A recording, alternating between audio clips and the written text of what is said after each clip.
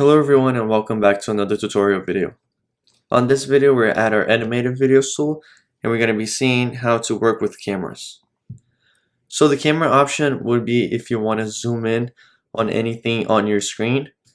So for this example I'm just going to zoom in on this dog of the lady over here. So to start we're going to show camera on the bottom left over here. And as you guys can see it has a little start point right here. And this start point is where the zoom is going to start happening. We're just going to go to the 3-second mark and we're going to add another point just like so if you double click on it, and then the camera is going to show like this. You see this green thing and the green layout over here. You can just drag it down and we're going to drag it towards the dog,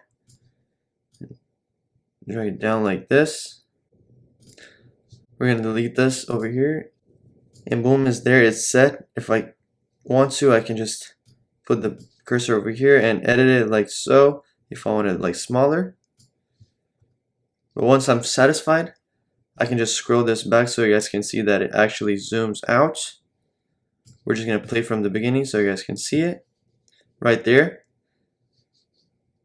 And for this option I'm going to export my video so you guys can see how it will look like. But this is basically how you guys use the camera and zoom in on an object.